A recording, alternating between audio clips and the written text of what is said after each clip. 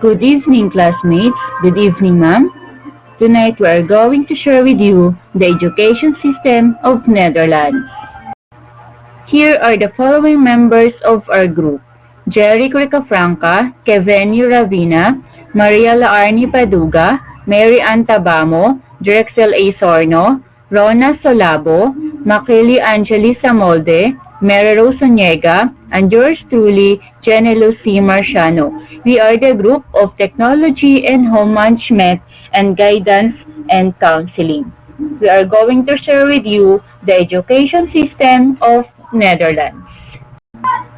Before we go on to the education system of Netherlands, we all know first the background. Netherlands is a country in northwestern Europe, also known as Holland. It consists of 12 provinces. In the Caribbean, it consists of 3 special municipalities. Population is equivalent to 0.22 of the total world's population. The country official language is Dutch, with West Frisian as secondary official language, while Dutch Low Saxon and Limburgese are recognized regional language. The education system in the Netherlands works very well, but it is very different from most other countries. So, let's talk about the education in Netherlands. In Netherlands, there were 650 secondary education schools and 6,900 elementary schools. And education in Netherlands is compulsory between the ages 5 to 16 because in Netherlands, for pupils between 5 to 16 years of age, the Compulsory Education Act applies. That pupils must attend schools from 5 to 16 years old. And just like here in the Philippines, there are also both public and private institutions at all levels of the education systems. The private institutions there are mostly based on religious and ideological principles. In Netherlands, there is a distinction between open-bair and bijzonder schools, wherein the open-bair schools are both funded and run by an independent foundation that was originally set up by government. So this open-bair school, which happens to be the public school in Netherlands, are always non-religious. However, bijzonder schools or the private schools in Netherlands often follows particular religious and pedagogic principles. So about 2/3 of the population in Netherlands attend bijzonder schools or the private schools. The preschool education in the Netherlands. So before children reach primary school age, they could go to daycare or preschool or a combination of the two. Daycare is meant for children from about 10 weeks up to 4 years old, and most daycares only offer full-day contracts for 1 to 5 fixed days per week. In most cities, preschool or boarding school starts at the age of 2, and it is offered for an average of 15 hours per week spread out over 3 days. So usually, preschool in Netherlands is more structured than daycare, and they prepare the preschool children for primary school in a playful way according to a designated program. The focus is on Dutch language acquisition, social skills, and motor skills. The primary education in Netherlands. Children in Netherlands get 8 years of primary education. This is from Group 1 to Group 8, or from 5 years old to 12 years old. And the good thing here in Netherlands is primary education is provided free, both public and private, for 8 years. And primary education is intended for children in the age Group 4 to 12 and compulsory for children from the age of 5. And the compulsory subjects that must be taught to all children in primary education are Dutch, English, arithmetic, social studies, and many more subjects. And also, all schools here in Netherlands required to teach lessons on sexuality and sexual diversity. So even at a young age here in Netherlands, they are thought to be more aware on their sexuality and sexual diversity. Secondary education in Netherlands. So secondary education in Netherlands is also offered free of charge at both public and private schools for all students under the age of 18. The secondary school system in the Netherlands is complex and perhaps one of the most diversified systems worldwide. So at the age of 12, children will go to one of the following types of secondary education. And in Netherlands, there are three types of secondary education. The number one is the preparatory vocational secondary, or also called as VMBO. This lasts for 4 years, and this is divided into 2-year foundation phase and 2-year specialization phase. This program are designed to prepare students for upper secondary vocational training. So this is about vocational education. Those children that want vocational education must go to preparatory vocational secondary, or the VMBO. The next type of secondary education in Netherlands is Senior General Secondary Education, or the HAVO. It takes 5 years and it gives access to HBO programs in University of Applied Sciences. Specialization profiles like science and technology, science and health, economics and society, and culture and society. The last one is VWO, or University Preparatory Education. So VWO are 6 years in length and give access to research universities. Unlike the Senior General Secondary Education that will give access children to HBO programs in University of Applied Sciences, this VWO will prepare students, or will give access students to universities that focuses on research. In Netherlands, they also offer bilingual secondary school wherein at least 50% of the subjects are taught in English, and 17 schools in the Netherlands are official bilingual pilot schools. They may teach up to 50% of the time in English. And by law, in Netherlands, Dutch schools have to start teaching English as a subject by group 7 or about age 10 at the latest. But more and more schools have decided to start earlier. Sometimes they start from group 1 or 5 years old. However, it is important to note that the bilingual schools are Dutch schools, which offer English on top of the Dutch curriculum. So all the tests in bilingual schools are still in Dutch. But the schools still follow the Dutch curriculum, and children need to take school leaving exams. So as previously mentioned, in the last year of their school, pupils sit for an external or central exam upon graduation. The subject choices of education in Netherlands. Many secondary schools offer a mixed-level bridge class in the first year, sometimes for the first 2 years. After obtaining a diploma from one level, you may proceed to the next level. This route usually takes some extra time. So some secondary schools are running a pilot where you can take different subjects at different levels. It looks like the system will become a bit more flexible in the future. At BMBO schools, students can choose between more theoretical or more practical subjects. They also choose a sector in which to specialize. For economics, they can choose administration, commercial services, or fashion. For agriculture, they can choose agriculture, environment, and food technology. For technical, they can choose construction, graphics, automotive, and electrical.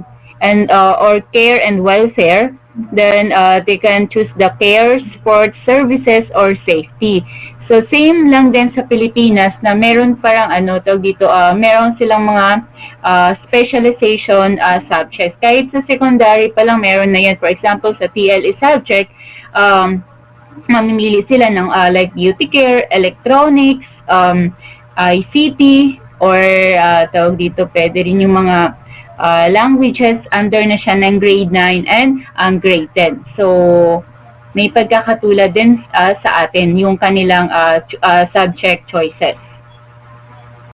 After the theoretical level of VMBO, which is the VMBO stands for Preparatory Vocational Secondary. So after that, students may either go to the fourth year of HAVO. So HAVO stands for Senior General Secondary Education, or to the MBO. So where they can obtain a trade diploma. So with a theoretical MBO diploma, you may move into HBO. Yung HBO naman, it is a University of Applied Science, which is yun, right. So about halfway through their HAVO or VWO courses, yung VWO is a University Preparatory Education course. So students have to choose a profile in which they will eventually graduate. So the options are nature and health, nature and technology, culture and society, or economics and society. With your HAVO diploma, you may go to the VWO or HBO. For the trade and MBO diplomas, WO is in general more analytical and research-oriented than HAVO, so and consists of two branches, Athenaeum and Gymnasium. So Gymnasium offers Latin, Ancient Greek, and Classical Studies, while Athenaeum does not. So both give equal access to research-oriented university or WO. Higher education, after VMBO or Preparatory Vocational Secondary, students may continue with MBO or Secondary Vocational Education to obtain a diploma with which they could become. So for example, an assistant, childminder, secretary, security officer, office employee, hairdresser, or nurse. So the education that follows after HAVO, so HAVO is a Senior General Secondary Education. It's called HBO. Yung HBO naman ay University of Applied Science. So which is usually takes 4 years. So after the HBO, students can obtain a bachelor's degree. Students with an MBO diploma also have access to the HBO.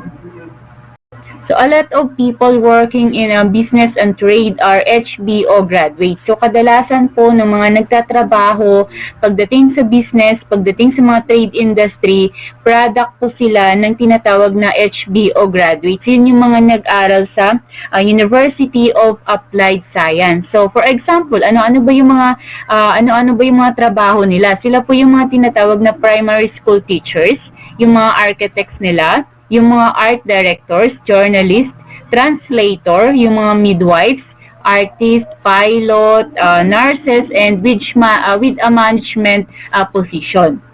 So sila po yung mga product ng tinatawag na HBO graduates. For bachelor and master's program, some HBO institutes also offer a master's program for which you often need to have some relevant work experience. So you can also do your bachelor's at HBO followed by master's at university. So with your certificate at your first year of HBO, you may also continue your education at university. So most of the university studies takes 4 years too. So with some years added for possible specialization. University graduates could, among other professions, become lawyers, psychologists, doctors, surgeons, researchers, notaries, professor, engineer, or scientists. So higher education is state-funded and students pay a bit over 2,000 euro per a year for university and HPO. So if you are first-year students, you only pay half. So one of the measurements the government has taken to diminish the national teacher shortage is that students who train to become a teacher pay half of the study fee. So kung kayo po ay nag-aral ng teacher, kalahati lang yung babayaran mo. So during the first 2 years of study. So students might also qualify for a student grant based on their performance and parents' income. So mag-grant mo yung full, siguro ibibigay nila sa'yo yung libreng pag-aaral. Depende sa income ng parent. Siguro katulad din yan sa atin, 'di ba? Binibigyan ng mga full scholarship yung mga mahirap, yung walang kakayahang mag-aral, so binibigyan sila ng scholarship. So at minsan din nakadepende din sa average or performance ng bata. So 'di ba pag mataas yung average mo, ang malaki yung chance na mag-grant mo yung scholarship. So, more and more university, HBO, and MBO studies are available in English. So, from age 21, you can do yung doctong with a university. So, this is an example for people who don't have the right the right diploma to go to the university. So, halimbawa, wala kang qualification para makapasok sa university, meron silang binibigay sa iyo na exam from the age of 21 para may chance ka na makapasok. So, however, can prove they are at the right academic level. So, many university also offer part-time study programs that students can combine with their job or other commitments. So, parang katulad din sa Pilipinas na habang nagtatrabaho tayo, pwede tayong mag-aral. So, binibigyan din ng consideration. For the special needs school or for the special education, under the Inclusive Education Act, many children who require additional support as possible should be able to go to the regular school in their neighborhood. So the school where you apply is responsible for providing a suitable learning place for your child.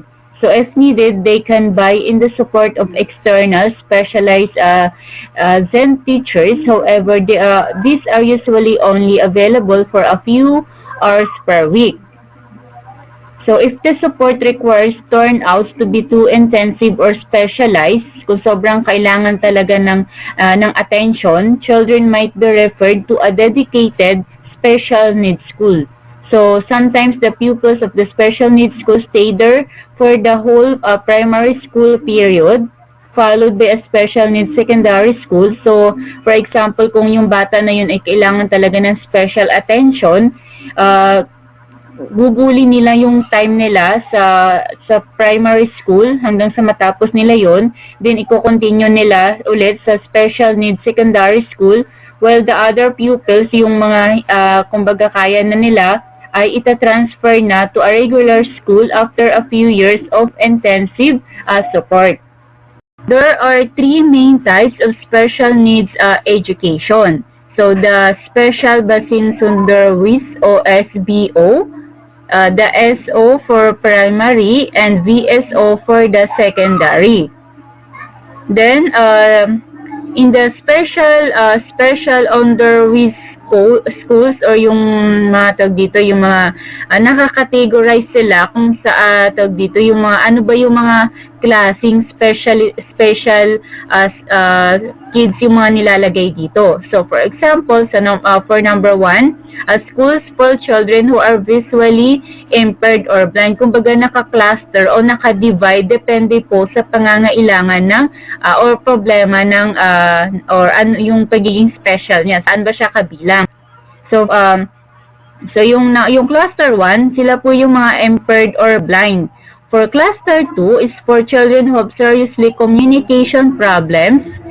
For cluster 3, children who have cognitive or physical disabilities or chronic illness that make difficult going to school. For cluster 4, schools are for children with psychiatric or serious behavioral issues like autism, ADHD, PDD, and etc. For the international schools, the Netherlands is one of the few countries in the world in which the government subsidizes international education. So the subsidized international schools are intended for children who live temporarily 2 to 3 years in the country because of their parents' jobs. Kumbaga nakatira kayo doon temporarily dahil doon nagtatrabaho yung mga magulang. So however, they won't have to leave if you end up staying longer. So the fees are around 4,000 to 500 to 5,500 euros per year. So per child, and many schools have a waiting list. So the private international schools generally start at 15,000 euro per year pag private school. So pag government naman ay nasa 4 to 4,500 to 5,000 euro.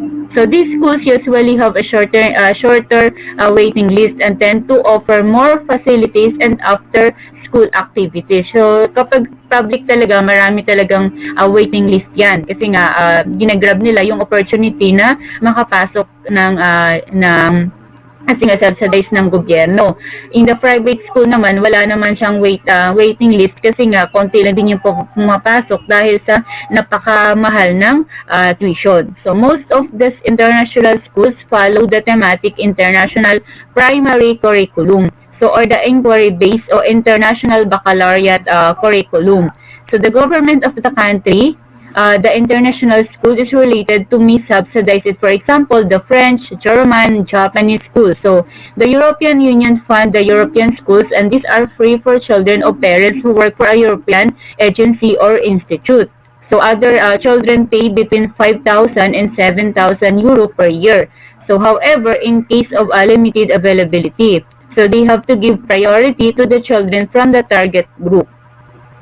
For the school opening hours of education in Netherlands, schools may decide their own hours. So usually, school starts between 8:30 and 8:45 and ends between 15 or in another term ay 3 o'clock or 3:15.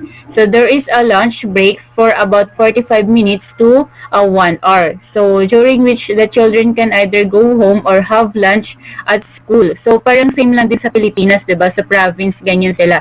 Nagsisimula sila ng 8 o'clock. Then meron siyang lunch break na sa bata yun kung uuwi siya or magbabaon siya at sa school siya kakain. Then babalik ulit ng 1 o'clock. Tapos, nagtatapos siya mga 4 o'clock. Ganun kami nung time nung nasa province pa kami. Pero dito kasi sa Maynila, napakarami ng students dito, lalo na dito sa NCR, marami. So, meron tayong tinatawag na AM session, tapos PM session. Kumbaga yung subjects na yun ay sinisiksik nila sa morning, tapos ganun din sa hapon. So parang yung 8 subjects, pinagkakasya nila yan sa mula 6 o'clock hanggang 12:30. Kasi ganun kami sa school, start kami ng 6 up to 12:30. Then yung sa hapon naman ay nag-start siya ng 12:30 up to 7 o'clock. Okay, yun. Then for the children who stay at school, an additional fee has to be paid. So yung may mga bata na nagstay ng school, ibig sabihin yun, mayroon silang binabayaran sa pagstay nila doon. So they have to bring their own lunch from home whether permitting they play outside before or after lunch. The teachers also have lunch break and the school asked volunteers after school care teachers or parents to supervise the children. So habang kasi yung mga bata na yun nagbabayad sila habang nagstay sila sa school. So merong habang nagla-lunch yung teachers, merong naka-assign na mga special care teachers na kung saan magso-supervise o magbabantay sa mga bata na nakastay sa school habang naglalaro sila. So minsan yung mga magulang din, ina-allow din nila to supervise the children. So some schools have continuous schedule where all pupils have lunch at school in the classroom with their teachers. So meron ding school na ganito na tuloy-tuloy lang sila, then sabay-sabay silang kumakain kasama si teacher. So their lunch break is shorter than, and the school ends earlier than the schools that have overleven. The student reports and grades. Most schools hand out a school report twice a year with grades that range from very good to insufficient and invite parents to discuss their children's results in a 10-minute meeting. So meron din silang tinatawag na parents and teachers conference, same as in the Philippines. Then ang nilalagay, ang nagre-reflect sa kanilang student report ay very good to insufficient. So for the Group 8, the last year of primary school, the pupils take the central end test for primary education. This is an aptitude test that measures what the pupils have learned in the past 8 years. So the pupils answer questions which test their Dutch language and comprehension skills, mathematics, study skills, and world orientation. So meron silang kinukuhang exam na kung saan i-measure yung kanilang mga natutunan sa loob ng 8 taon sa primary. This is a combination of history, geography, biology, and world religion. So the subject of world orientation is optional for a school.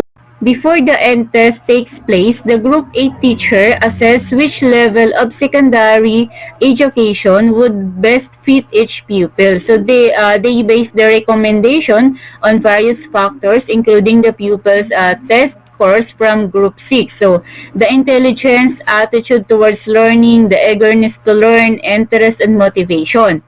Based on the outcome of this end test and recommendation of the teachers, the pupils get a school recommendation, school advice for the appropriate level of secondary education. Pero dito mo rin malalaman kung ano ba yung tatahakin mo for the secondary. So if the test results are higher than the teacher's recommendation, the secondary school advice may be upgraded. So if the test results are lower, then the teacher recommends the way forward. For the homeschooling in Netherlands is generally not allowed in the Netherlands. However, some exceptions are made for families who cannot find a school in their vicinity which match with their religion or life convictions. So you should research the possibilities of homeschooling before you apply for any type of school. Kasi once your child is in the system, it is very hard to get out again. Educational system in Netherlands. Number 1. There is no national curriculum. There is no national curriculum, but there are attainment targets in general education. The law sets primary education attainment target for each compulsory subject. The targets indicate what children should know and what they should be able to do by the end of the primary school. The attainment targets only apply to compulsory subjects. These must be taught to all children. Schools decide how the subjects are taught and choose their own teaching materials. Number 2. It is equitable with a very low proportion of low performers. According to the Educational Policy Outlook Netherlands, the Netherlands is among OECD top performing countries and has positive equity indicators for 15 years old. Performance of students was above average in mathematics, reading and science in PISA 2012. It had a greater share of top performers with 19.3% of students at or above level 5 compared to the OECD average of 12.6% and a lower share of low performers with 14.8% of students below proficiency level 2 compared to the OECD average of 22.2%. The system is underpinned by a high level of decentralization, balanced by a national examination system and a strong inspectorate of education. There is a national examination. The Dutch secondary school system has 3 school types. Each school type ends with an examination that compromises a state and a school examination.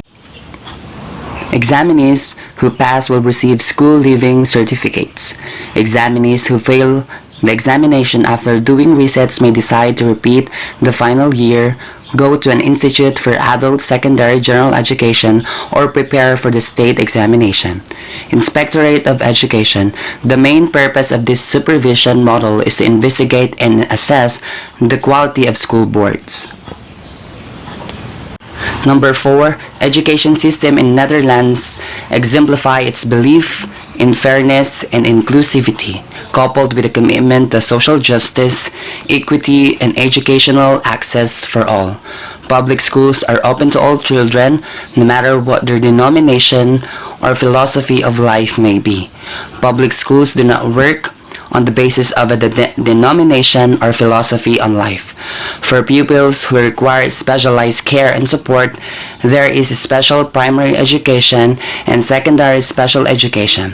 In 1998, schools for children with learning and behavioral difficulties and children with moderate learning difficulties were converted into schools for special primary education. These schools fall under primary education legislation. The PISA ranking of Netherlands. In 2015, with an overall international ranking of 11th place in math, 15th place in reading, and 17th place in science with consistent performance. In 2018, Netherlands ranked 14th. It was one of only a handful of countries which 99% of students achieve at least the low international benchmark, a long international benchmark. The students in Netherlands are very consistent in their performance based on the PISA ranking, and almost 99% of the students are achieved the high rank. Now, let's move on to the different education philosophies. Choice of educational philosophy is very important for many parents in the Netherlands. One of the considerations of the parents in enrolling their child to the school is by means of their philosophies. They value philosophy because they believe that in that way or process their children will learn. Schools have different philosophies. The parents are the one who makes choices of what they want to focus on their child and practice as they go along in life. Number 2, children are taught to become independent and they are often work at their own pace. They encourage students to become more independent and to have a self-learning. They want the students to learn on their own and not by relying with others. They want that their learners build a room for their own success. Number 3, they learn to make their own realistic plan and work in group on projects.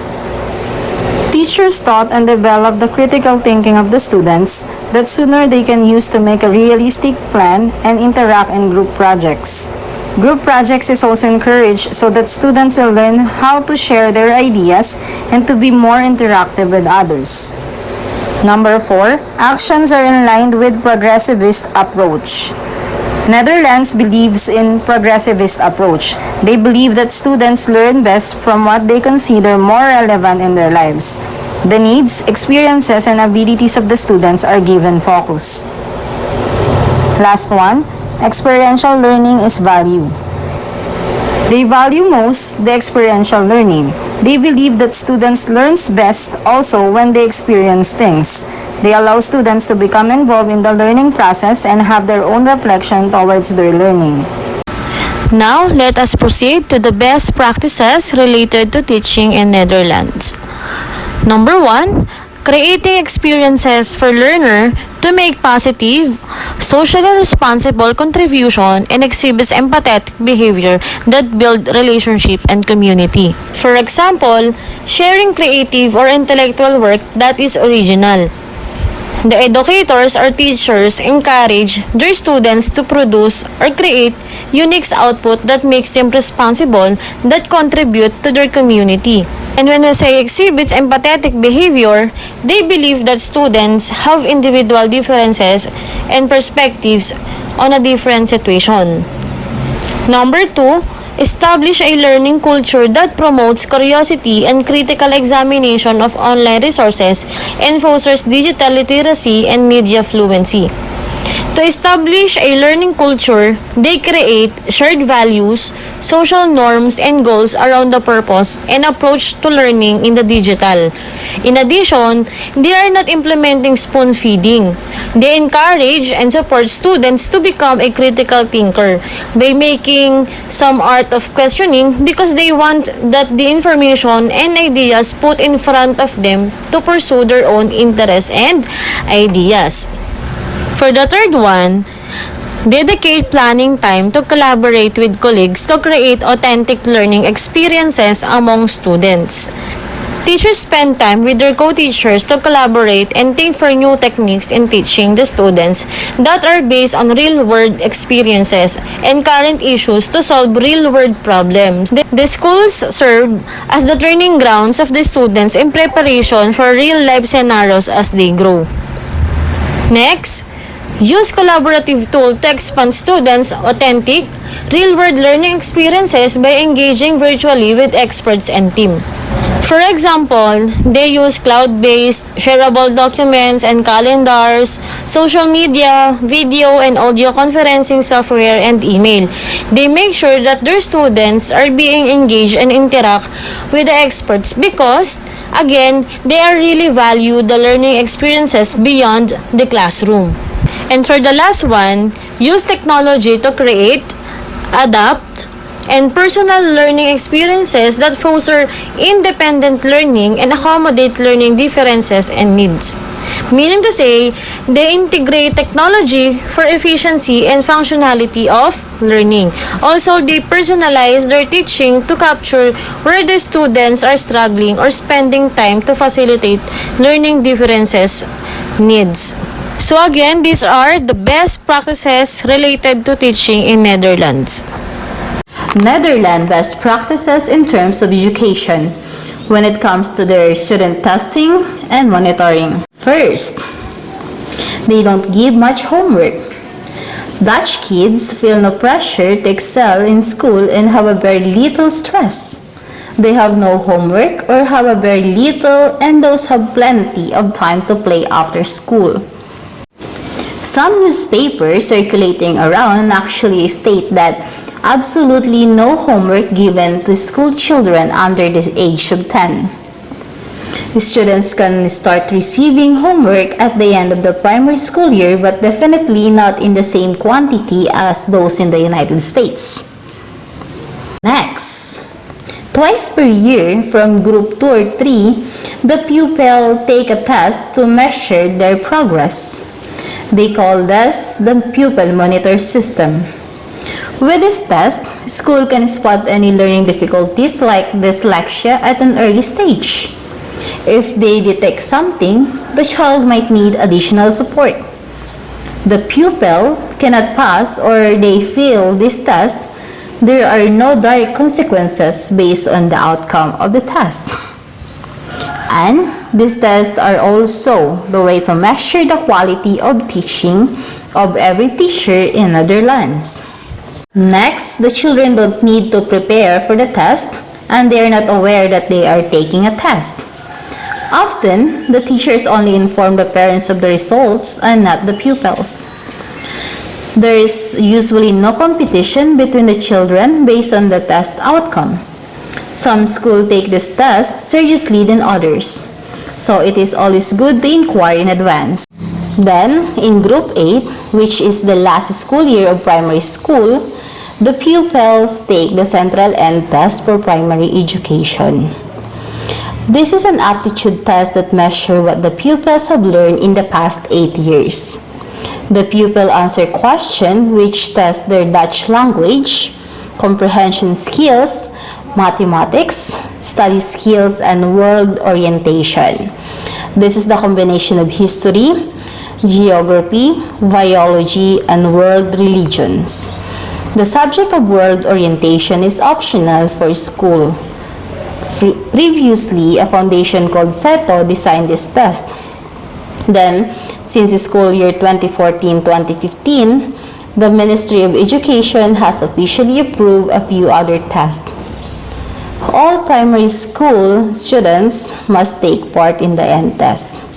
But before the end test takes place, The Group A teacher assess what level of secondary education would best fit each pupil. They base the recommendation on various factors including the pupil's test score from Group 6, their intelligence, attitudes towards learning, eagerness to learn, interest, and motivation. Based on the outcome of the end test and the recommendation of the teachers, the pupils get a school recommendation for the appropriate level of secondary education. If the results are higher than the teacher's recommendation, the secondary school advice may be upgraded. If the results are lower, then the teachers recommend the way forward. Lastly, students typically hang their backpack with the Dutch flag after completing their studies. The Dutch do love and excuses to celebrate, and this is just one of the way they do it. It's their own quiet way of telling the neighbor that their son or daughters has passed their final school exam. When it comes to the budget of education system in Netherlands, the government spent approximately 15.2 million euros for the secondary education in 2019, and in the same year, the Dutch government spent about 9.25 million euros on tertiary education, and for the primary education is about 12.28 million euros. So for the total is 42.14 million euros they spent for the education system in Netherlands. For the education cost and funding, municipalities sponsor parents who cannot afford the voluntary parent contribution at the government-funded school. So they also get a contribution towards after-school activities and other costs related to raising children. So some companies pay for the international education of the children for their employees, and sometimes these fees are tax deductible. So, kumbaga sa kanila, kapag hindi kaya bayaran ng parent, kadalasan ang nag-sponsor ay ang mga municipality. So, pagdating naman sa mga private, pagdating sa mga companies pay for the international education, kadalasan sinasagot na ng company yung pag-aaral ng bata. Pero when it comes dito sa Philippines, 'di ba, meron po tayong mga public school na pwedeng mag-aral ng libre yung mga bata, walang babayaran si parent hanggang sa makarating siya ng university, libre pa rin. So pagdating naman sa private school, yung mga private companies, may mga for example kung employee ka doon, kadalasan yung mga anak nila libre na o wala nang binabayaran sa school. So parang sa akin din ganun din. So dati akong employee ng isang private school. Teacher po ako doon, then yung anak ko nag-aaral doon. So until now, kahit hindi na ako related doon, hindi na ako nagtatrabaho doon. So yung anak ko, libre pa rin siya, nag-aaral sa ngayon doon sa private school. Good afternoon everyone, my name is John Eric Ricafranca and I will be presenting the comparison of educational systems between the Netherlands and the Philippines. Education in the Philippines is provided by public and private schools, colleges, universities, and technical and vocational institutions in the country. Funding for public education comes from the national government. Netherlands education is compulsory between the ages 5 and 16. There are both public and private institutions at all levels of education system. The private institutions are mostly based on religious or ideological principles. Education in the Philippines is compulsory for 13 years, kindergarten and grades 1 to 12, and is grouped into 3 levels: elementary, junior high school, senior high school. They may also be grouped into 4 key stages. First key stage, kindergarten to grade 3. Second key stage, grade 4 to 6. Third key stage, grades 7 to 10. And fourth key stage, grades 11 to 12. Children usually enter kindergarten at the age of 5. Primary education. Children in Netherlands get 8 years of primary education. It is intended for children in the age group 4 to 12, and compulsory for children from the age of 5. Primary education in the Philippines. Elementary school, sometimes called primary school or grade school, is the first part of the educational system, and it includes the first 6 years of compulsory education, grades 1 to 6, after the compulsory preschool education called kindergarten. Bilingual education. Most primary schools in the Netherlands still teach in Dutch, but there are some bilingual primary schools. Children are taught in English for 30% to 50% of the day. In the Philippines, from kindergarten until grade 3, students will be taught using their mother tongue, meaning the regional languages of the Philippines will be used in some subjects except for Filipino and English as a medium of instruction. Aside from being incorporated as a language of instruction, it is also a separate subject for grades 1 to 3. But from grade 4, Filipino and English as a medium of instruction will then be used. Secondary education. At the age of 12, children in Netherlands go to one of the following types of secondary education. 1. Preparatory vocational secondary with 4 years in duration.